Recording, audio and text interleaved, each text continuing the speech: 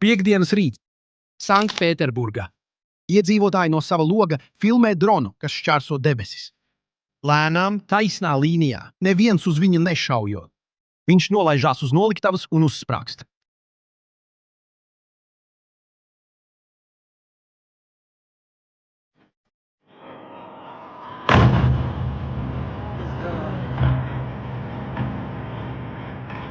Pēc dažām minūtēm vēl viens.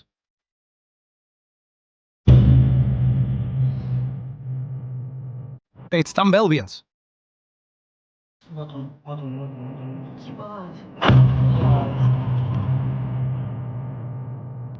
Tur lejā, pagalmā, apsargs kliedz, ka noliktavā ir gāzes baloni, kamēr atlūzas lido pāri jumtam.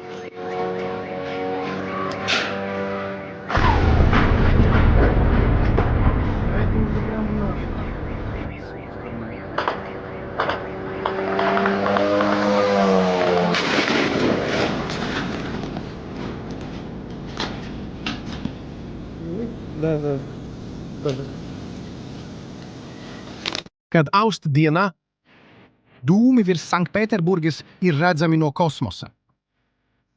Taču mērķis nebija aviobāze, radars, raķešu rūpnīca. Tas bija interneta veikala noliktava.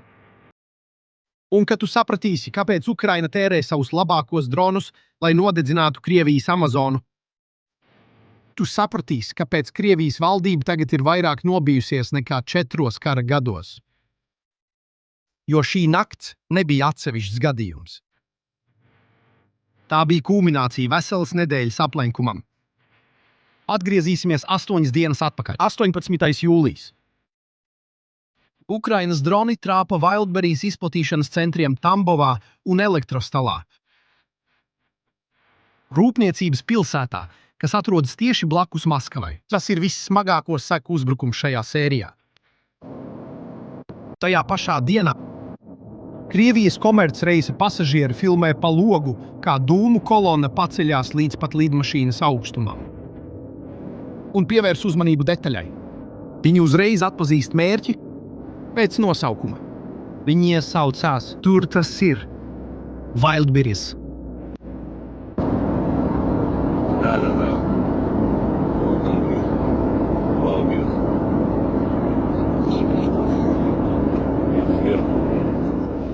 Nevienam nav jāizskaidro nekas nevienam.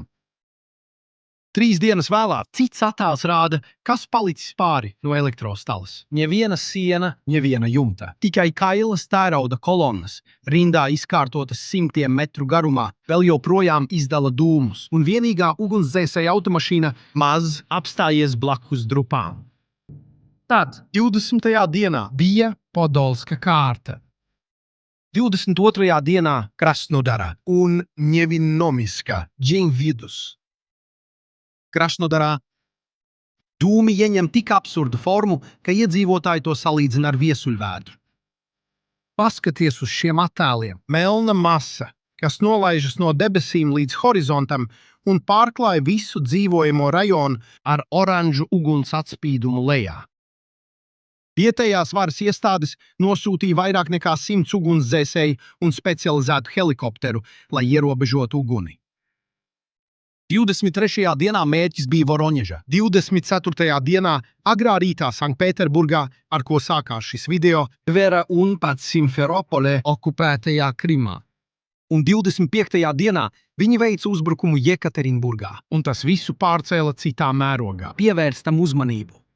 Jekaterinburga atrodas Urālos 1800 km attālumā no Ukrainas, tālāk no frontes, nekā Lisabona ir no Parīzes. Un pat tur uniformēti darbinieki skrēja prom no degošas autostāvvietas, kamēr kāds kliedza, lai viņi attālinās.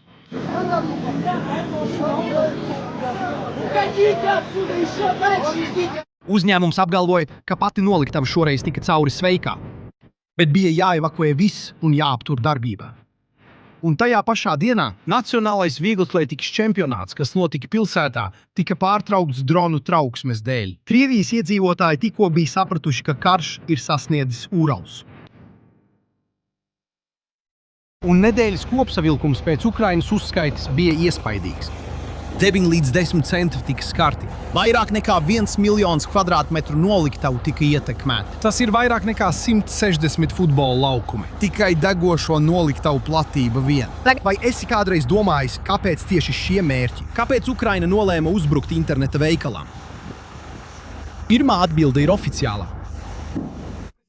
Prezidents Zelenskis teica, ka šie noliktavas apgādā Krievijas armiju ar dronu komponentiem, navigācijas iekārtām un militāro aprīkojumu. Ir otrs iemesls, ko atzinusi kāda Ukrainas amatpersona Laikrakstam Financial Times. atriebība. Tas ir tāpēc, ka Krievija sistemātiski iznīcina Nova pošta termināļus, lielākais piegādes uzņēmums Ukrainā, un jau ir nopostījusi. Saskaņā ar Kijevas ekonomikas skolas pētījumu 92 Ukrainas rūpnīcas un noliktavas. Wildberries būtu atmaksa ar to pašu monētu. Krievijas valdība, protams, visu noliedz un sauc uzbrukumus par terorismu. Un uzņēmuma īpašnieks saka, ka mērķi ir parasti cilvēki, kas strādā. Taču šis skaidrojums pats par sevi neatrisina visu. Wildberries pārdod visu – apģērbi, kosmētika, elektronika. Militāra lietojuma preces ir tikai neliela daļa no kataloga. Ja mērķis būtu tikai pārtraukt piegādes, ir daudz tiešāki mērķi. Tātad, kas patiesībā notiek? Krievu miljonārs filmējot abas dūmu kolonnas. No Sanktpēterburgas, no ceļa atbildēja netīšām. Viņš stāsta, ka droni pārlidoja pāri visiem reģiona noliktavām un trāpīja tieši Wildberries. Un tad viņš izsaka frāzi: visiem jau ir skaidrs, viņi iznīcina uzņēmumu. Parasts vīrietis no Krievijas iekšienes ieraudzīja to, ko Kremlis izliekas neredzam. Tas nav kaitējums, blakus. Tā ir izvēle.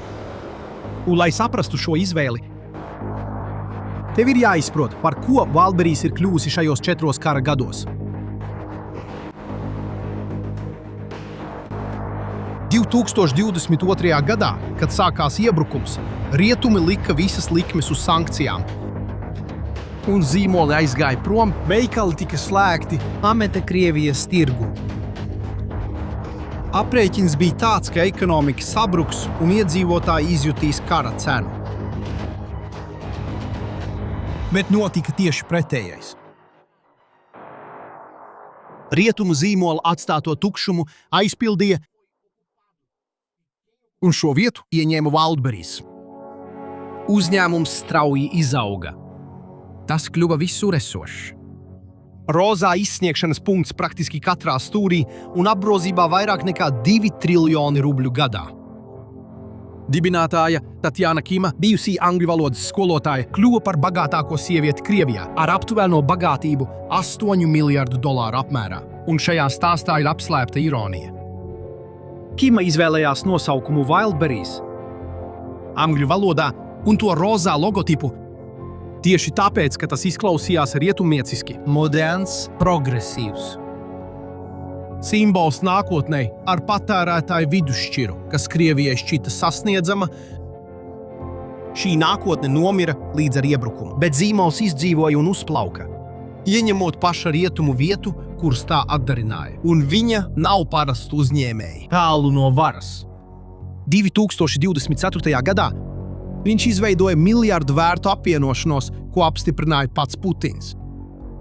Parastam Krievam Wildberries kļuva par dzīvu pierādījumu tam, ka dzīve turpinās kā parasti. Viņa prāta sankcijas bija joks. Paka turpināja ierasties nākamajā dienā, tāpat kā vienmēr bija ieradusies. Un tieši šeit stāsts apgriežas kājām gaisā. Ekonomika, kuru Putins izrādīja kā trofeju. Ekonomika, kas bija izturīga pret sankcijām, neapzināti radīja ideālo mērķi. Jo visa šī importa aizstāšana koncentrējās dažos milzīgos uzņēmumos.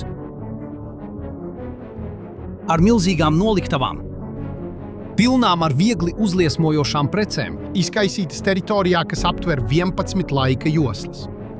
Ukraina uz to paskatījās un ieraudzīja to, ko rietumi nepamanīja. Šo ekonomiku nav iespējams sodīt ar sankcijām no ārpuses, bet to var iznīcināt no iekšpuses. Tieši tāpēc paši Ukraiņi šo sankciju kampaņu nosauc par tālas darbības sankcijām.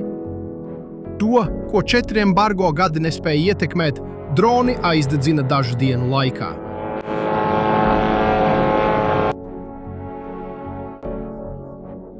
Ja šī analīze tev rāda šīs kara pusi, ko parastie ziņu avoti nerāda, izmanto iespēju un abonē kanālu.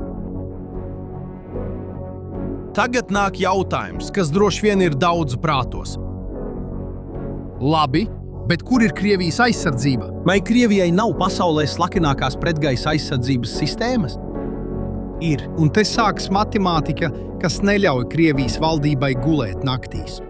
Šīs kampaņas ierocis, pēc specializētās preses ziņām, ir FP1, Ukraiņu uzbrukuma drons no ražotāja Firepoint, un viņa rādītāji izskaidro visu. Viņš maksā apmēram $55,000. Tas var lidot līdz 1600 kilometriem. Tas var nest kaujas galviņu, kas sver no 60 līdz 120 kilogramiem. Fizelāži ir izgatavoti no materiāliem, kas absorbē radaru starojumu, un navigācija apvieno inerciālo sistēmu ar satelīta navigāciju. Tā ir izstrādāta, lai izturētu Krievijas elektronisko traucēšanu. Un Firepoint apgalvo, ka ražo vairāk nekā 200 dienā ar 97% motoru komponentu, kas tiek ražoti pašā uzņēmumā. Ukrainā bez atkarības no ārvalstu piegādātājiem, bez vājā posma, kam Krievija varētu uzbrukt. Salīdziniet ar otru pusi – Šahets, dronu, ko Krievija gāž par Ukrainu. Tas sākotnēji tika importēts no Irānas par gandrīz $193,000 par vienību 2023. gadā. Un šodien Krievija ražo savu versiju mājās. Taču pēc Ukrainas izlūkdienestu datiem šī ražošana ir aptuveni 100 vienību dienā. Firepoint viena pati apgalvo, ka ražo 2 reizes vairāk par daļu no šīs cenas. Tas nozīmē, lēto dronu sacensībās Ukraina ir panākusi un apsteigusi savu sāncensi. Un katru no tiem viņi vērš pret mērķi, kurš nevar paslēpties. Jo padomā, ko nozīmē to aizstāvēt? Iznīcinātājs, tu glabā iznīcinātāja angārā. Raķeti to aizsargā ar pretgaisa aizsardzību. Bet izplatīšanas centrs ir 100 metru garš taisnstūris, kas ir redzams no satelīta, kas gadiem ilgi stāv vienā un tajā pašā vietā, pilns ar plastmasu, audumu un kartonu. Un tas nav tikai viens, tādu ir 100, izkaisīti pa visu valsti. Patiesība ir tāda, ka Krievija aizsargā to, kas viņai ir prioritāte. Kremļa uzmanība ir vērsta uz naftas pārstrādes rūpnīcām, uz bāzēm, pārējais paliek neaizsargāts. Un pierādījums tam parādījās ekrānā pašā rītausmā, Sanktpēterburgā. Vienā no attēliem pilsēta vēl guļ, visa loģistikas parka teritorija ir izgaismota, ielu apgaismojums ieslēgts un nevienas sirēnas. Un zini, kas ir pats ironiskākais? Ļeņingradas reģionālā valdība apgalvoja, ka ir notriekusi 59 dronus tajā pašā naktī. Tas varētu būt patiesība, bet abi kompleksi tāpat nodega. Un šis ir tas aprēķins, kas nekad nesakrīt. Pat ja pārtver gandrīz visu. Tie daži, kas tiek cauri, atrod milzīgu un neaizsargātu mērķi. Ukrainai katrs zaudētais drons maksā $55,000. Krievijai katrs drons, kas tiek cauri, Krievijai izmaksā veselu noliktavu. Un vai tu zini, cik izmaksā vesela noliktava? Pēc nozares speciālistu domām, ar kuriem runāja Krievijas prese, tikai jau nodegušā atjaunošana var pārsniegt 35 miljardus rubļu, aptuveni $457 miljoni. Un apdrošināšanas sabiedrības visticamāk neseks visu. Tirgus uzreiz saprata vēstījumu. Ozona akcijas, valsts otrs lielākais tiešsaistes mazumtirgotājs, kritās Maskavas biržā. Nevis tāpēc, ka Ozona tika skarta, bet gan bailēs kļūt par nākamo. Un Sanktpēterburgas rītausmā šīs bailes kļuva par realitāti. Divas dūmu kolonas, ar kurām sākās šis video, nāca no vienā pusē degošās Wildberries un otrā pusē degošā Ozona izmantotā loģistikas centra. Tajos rīta attēlos ir kāda detaļa, kas raksturo paralīzi. Veselas rindas ar kravas automašīnām, kas stāv nekustīgi laukumos. Neskarti, sarindoti, bez nekā, ko vairs iekraut. Flote izdzīvoja, tas, ko tā pārvadāja, pārvērtās dūmos. Bet skaitlis, kas patiešām ir svarīgs, nav atrodams biržā. Tas ir to cilvēku dzīvēs, kuri visu ielika šajās noliktavās. Jo Wildberries darbojas kā Amazon. Krājumus nezaudē tikai uzņēmums. Tie ir tūkstošiem mazo pārdevēju, kas zaudē krājumus. Krievu uzņēmēji neliela lina apģērba zīmola īpašniece ierakstīja izmisuma pilnu vēstījumu no automašīnas, kas visu rezumē. Viņa stāsta, ka viņas preces sadeg vairāk nekā vienā noliktavā. Un viņa baidās pamosties, jo vairs nezina, kādas ziņas gaidīt. Un tad viņa izsaka frāzi, kas raksturo šīs kampaņas patieso ietekmi. Viņi visu tev aizvēra, un kaudz aizdevumu joprojām paliek uz taviem pleciem. Krājumi pārvērtās pelnos, bet parāds, ar kuru tika nopirkti šie krājumi, ne. Ir vēl viena detaļa, kas šo pārdevēju sašutumu pārvērta par kaut ko lielāku. 7. jūlijā, 11 dienas pirms pirmā uzbrukuma, Wildberries mainīja savus lietošanas noteikumus, atbrīvojot uzņēmumu no atbildības par iznīcinātām precēm ārkārtas apstākļu gadījumā, ieskaitot burtiski dronu uzbrukumus. Pēc sašutuma uzņēmums paziņoja par brīvprātīgiem maksājumiem un iesaldēja aizdevumu iekasēšanu. Taču neatkarīgie Krievijas mediji, analizējot pārdevēju grupas, atrada ziņojums par kompensācijām, kas ir 10 reižu mazāks nekā zaudējumi. Bija pārdevējs, kurš publicēja apliecinājumu par mazāk nekā $200 kompensāciju par krājumu, kura vērtība bija 100 000 rubļu, kas pārvērtās pelnos. Un zini, kas ir vēl sliktāk? Izmaksas nav tikai finansiāls. Pilsētas otrā pusē kāda Sanktpēterburgas iedzīvotāja pamodās, atvēra logu un nofilmēja sēnes formas mākoni, kas pārņēma horizontu. Vēl joprojām drebēdam viņa saka, es gulēju, neko nedzirdēju. Arī viņai nekāda trauksme neatskanēja. Un varbūt šis teikums pasaka vairāk nekā jebkura analīze. 2026. gada Krievijā tu vari gulēt mierīgi un pamosties ar karu pie sava logā. Protams, sekoja reakcija no Krievu puses. Pat pati Wildberries dibinātāja Tatjana Kima paziņoja, ka viņa pārdala preces starp noliktavām, kas vēl ir palikušas. Viņi izmantoja iespēju pateikties darbiniekiem un apsolīja stabilitāti. Valdība apsolīja aizsardzību. Bet, būsim godīgi, Krievijai ir nauda un iespējas atjaunot noliktavas. Taču noliktavas atjaunošana problēmu neatrisina.